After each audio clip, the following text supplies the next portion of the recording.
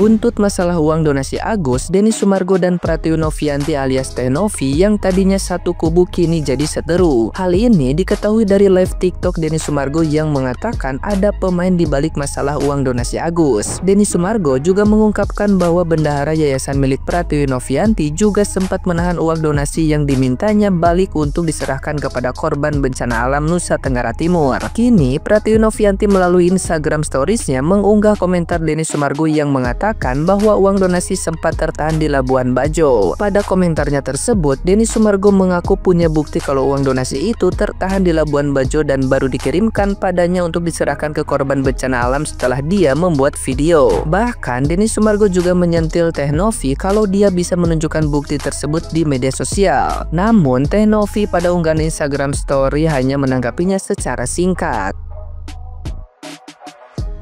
Nah, gimana nih menurut netizen yang terhormat? Silahkan berkomentar ya. Makin rumit, makin runyam, bahkan mungkin saja semakin sulit untuk diselesaikan dengan cara yang baik-baik saja.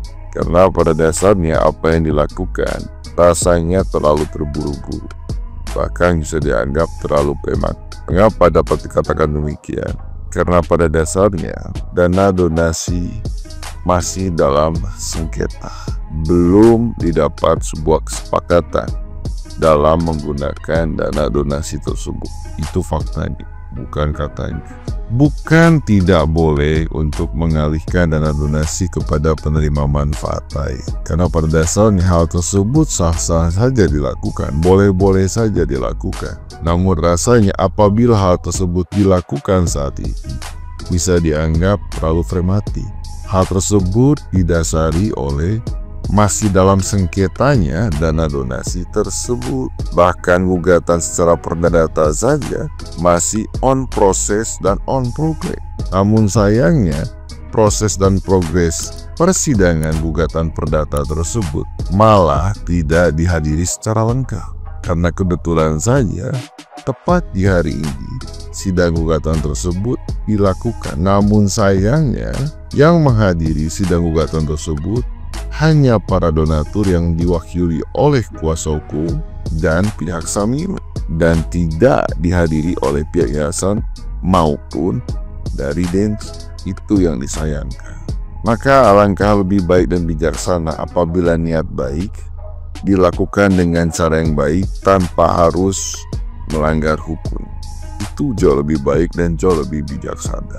Maka rasanya akan jauh lebih baik apabila menunggu proses sidang gugatan tersebut rampung dan berakhir dengan sebuah ketetapan. Karena rasanya jauh lebih bijaksana apabila niat baik dilakukan tanpa harus melanggar. Itu jauh lebih baik. Maka aku pun akan mengingatkan ulang, meskipun pada akhirnya gugatan tersebut berakhir dengan sebuah ketetapan, tetap saja ada syarat-syarat, ada prosedur, ada dasar hukum, dan ada pertimbangan-pertimbangan tertentu dalam mengalihkan dana donasi kepada penerima manfaat lain.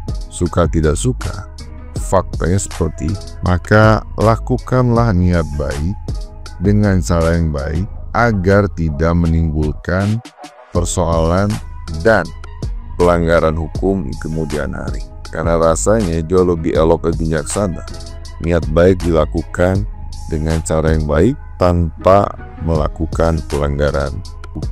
Alright. Teman-teman, saya ingin menyampaikan beberapa poin ya terkait dengan perkembangan dana donasi senilai 1,3 miliar. Tapi sebelum itu saya ingin menjawab beberapa pertanyaan dulu dari teman-teman online yang dimana menanyakan apakah pengalihan uang tersebut aman. Jadi menurut saya sebenarnya saya secara pribadi menginginkan adanya putusan dari pengadilan dulu. Cuman kita tahu Bang Densu telah memberikan pernyataan juga bahwa beliau ini siap menanggung segala konsekuensi hukumnya. Ya, jadi menurut saya ya sudah sah-sah saja ya untuk itu. Nah, sehingga apabila dari pihak Agus atau dari pihak-pihak yang memang nantinya merasa dirugikan dan tidak terima bisa mengajukan gugatan, mengajukan laporan ya. Nah, di sini juga saya ingin sampaikan bahwa Kemensos sendiri telah bersuara tentang ini, yang dimana kalau memang dana itu dialihkan ke penerima manfaat lain, nantinya diminta untuk memberikan rincian terkait dana tersebut, pengalihannya. Jadi secara transparan, artinya bahwa ini merupakan sinyal dari Kemensos untuk pengalihan itu sendiri.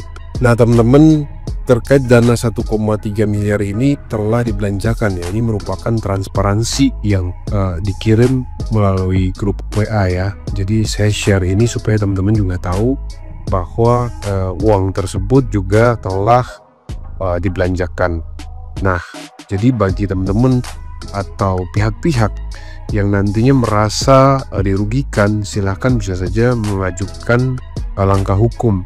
Nah, khususnya untuk Agus, saya sampaikan di sini bahwa apabila nanti ingin tetap melanjutkan pengobatan atau ada kebutuhan-kebutuhan yang diperlukan, bisa menghubungi Bang Densu ya, karena Bang Densu sudah memberikan pernyataan akan melihat atau menanggung segala apa yang dibutuhkan oleh Mas Agus sendiri.